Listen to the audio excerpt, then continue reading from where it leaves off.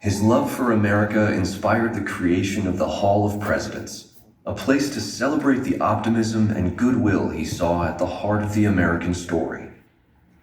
Walt's vision was to honor the nation by honoring the American presidency.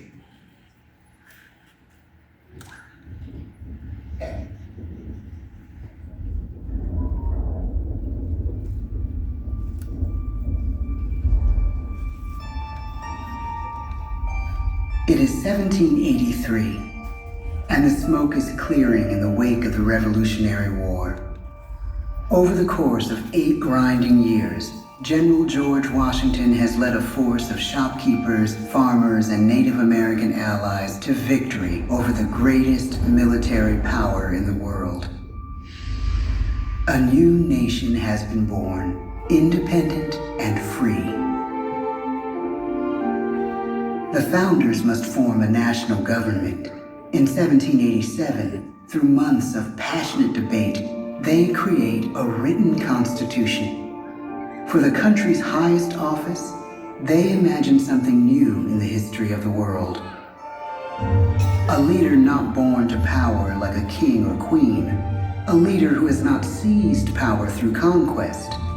A leader not separate from the people, but elected by the people. From among the people. We, the people. This is a new idea, an American idea. The idea of a president.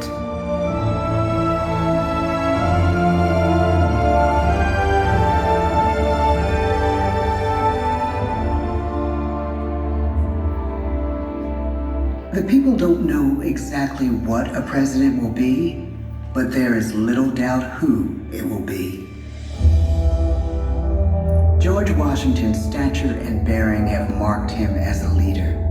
His integrity has made him a great one. Washington knows that many generals who have led successful revolutions make themselves dictators or kings.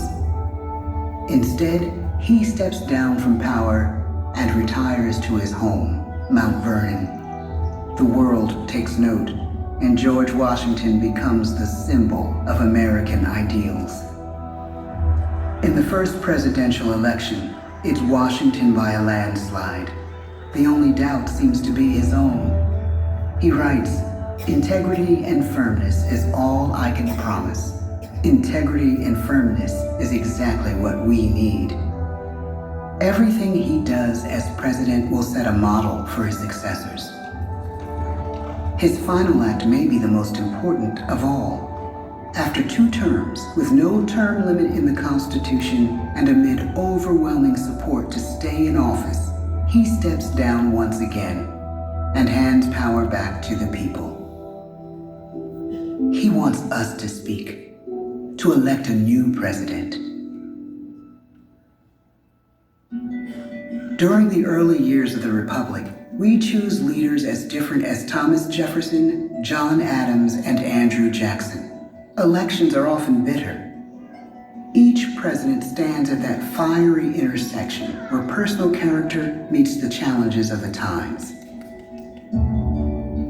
Some call the presidency a glorious burden. Jefferson calls it a splendid misery. We, the people, must choose well. We elect 15 presidents before the course of history brings us to the edge of a crisis like no other. A nation born of freedom still permits slavery. As the country pushes west, will new states be slave or free? The question produces bitter conflict. The issue rocks the election of 1860 and brings Abraham Lincoln onto the national stage. The tall, lanky, some say uncouth candidate from Illinois is a master of words at a time when speeches are printed in full for people to read. A house divided against itself cannot stand, he has said. With Lincoln's election, the House does indeed divide.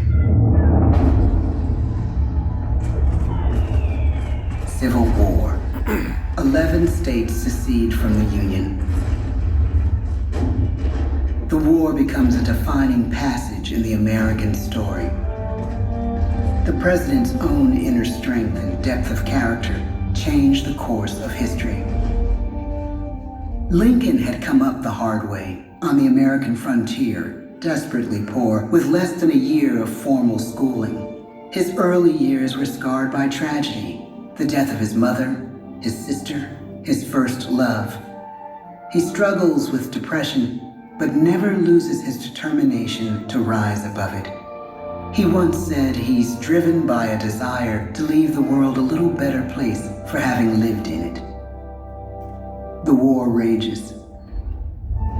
Lincoln fights to preserve the Union and end slavery.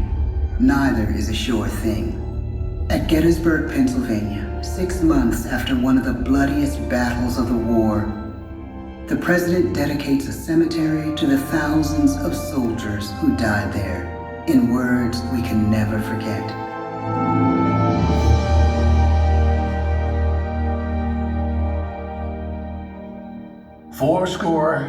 77 years ago, our fathers brought forth on this continent a new nation, conceived in liberty and dedicated to the proposition that all men are created equal.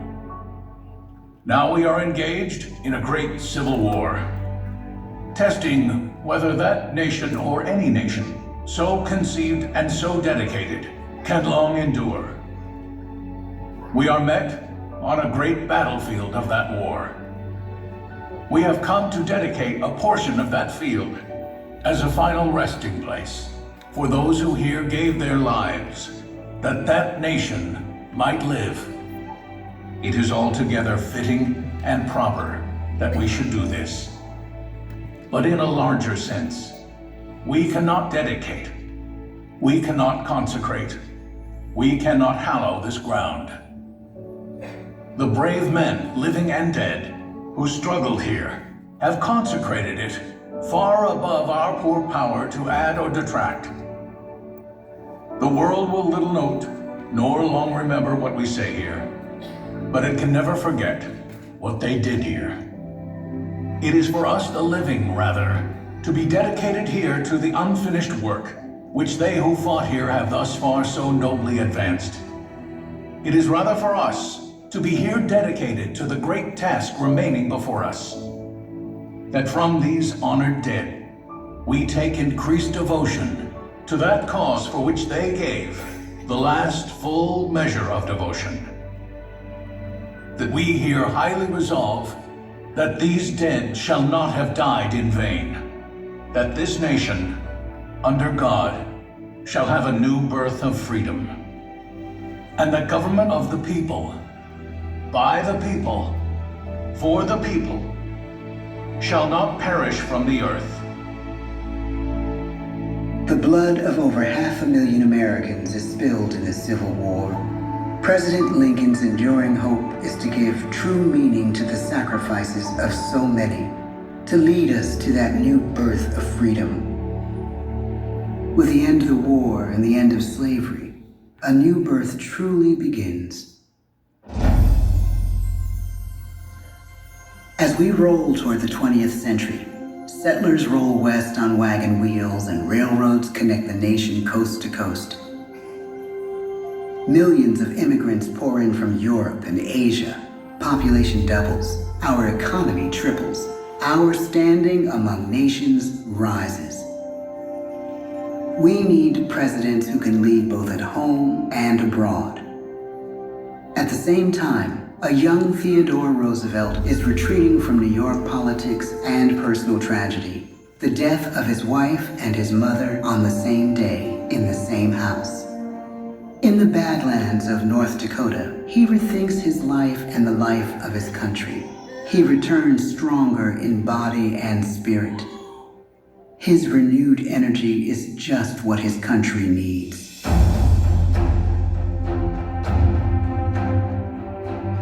American industry is booming, but social tensions are rising.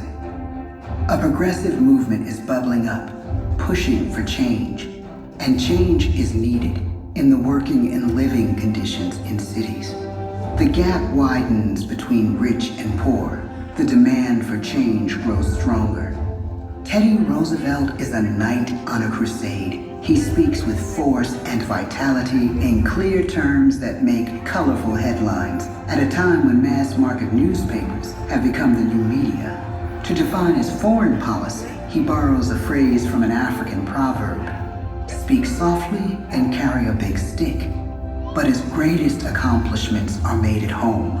He breaks up giant monopolies, protects workers' rights, and calls for a square deal for all Americans, rich and poor, capitalist and wage earner. Fair, free, and a square deal for every man and every woman in the United States. He calls on America to be as great as the natural grandeur of its lands.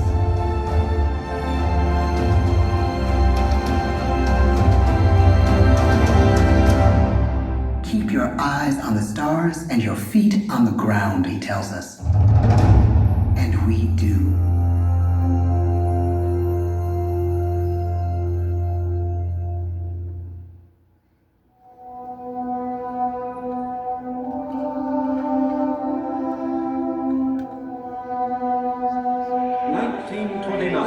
The bottom fell out of the market. 12 million unemployed.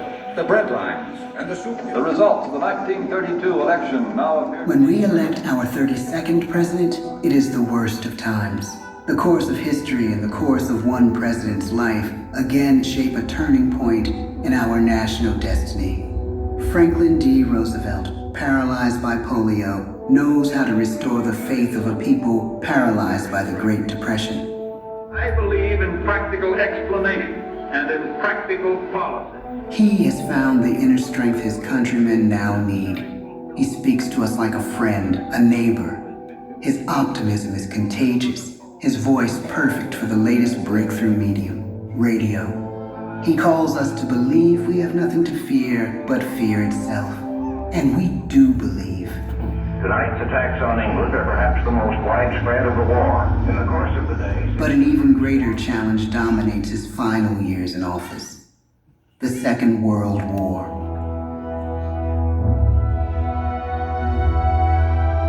We must be the great arsenal of democracy.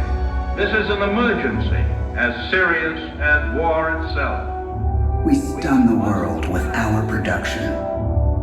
When bombs fall on U.S. troops in Pearl Harbor, he calls us to fight on the war front and sacrifice on the home front.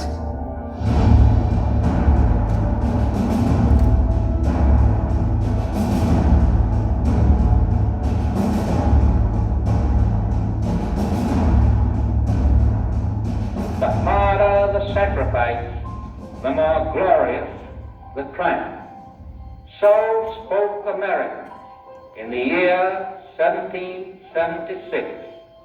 So speak Americans today.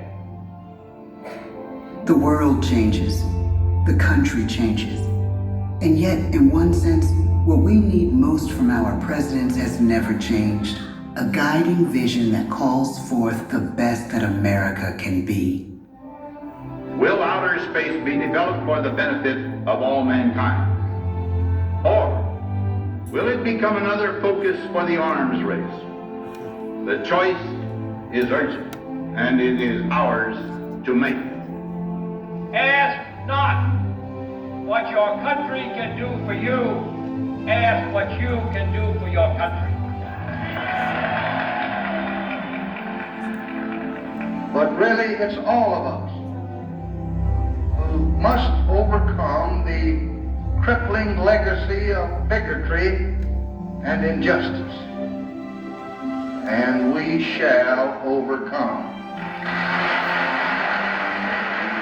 One of the agreements that President Sadat and Prime Minister Begin are signing tonight is entitled A Framework for Peace in the Middle East.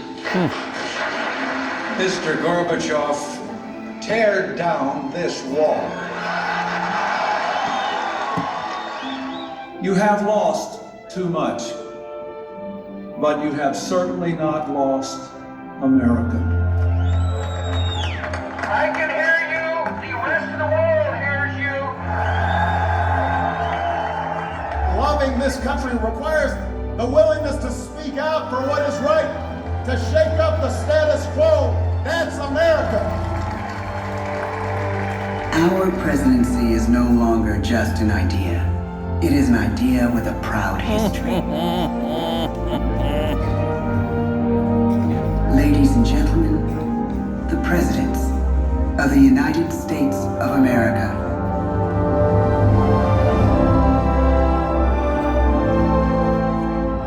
George Washington, John Adams, Thomas Jefferson, James Madison, James Monroe, John Quincy Adams,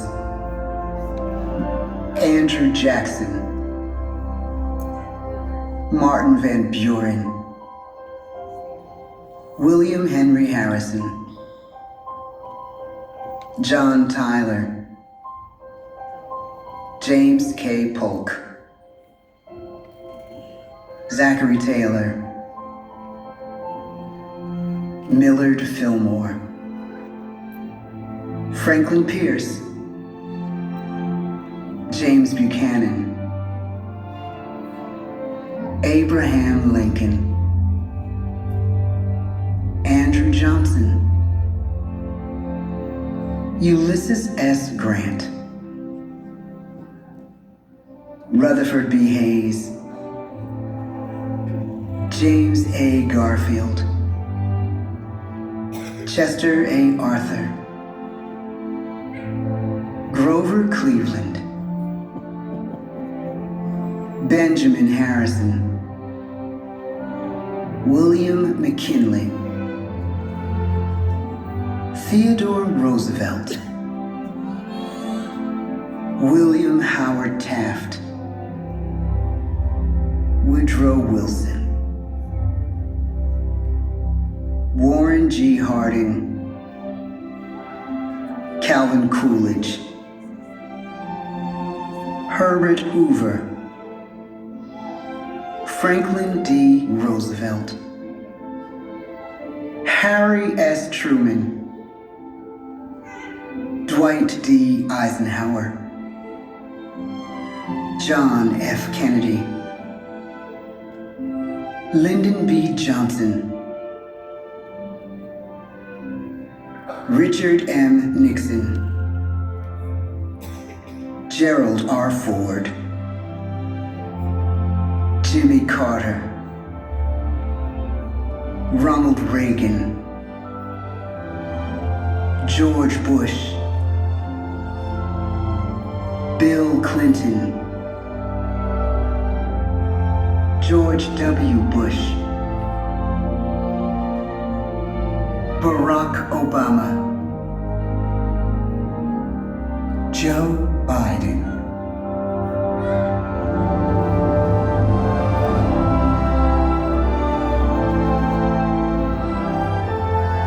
And now we come to the present. Once again, we place our trust in the idea of a president, as we have from the beginning. My fellow citizens, no event could have filled me with greater anxieties than that notification on the 14th day of April, 1789, that you had selected me to lead our nation. But it was with the confidence of my fellow citizens that I took an oath. 35 simple words that have been repeated by every American president throughout history.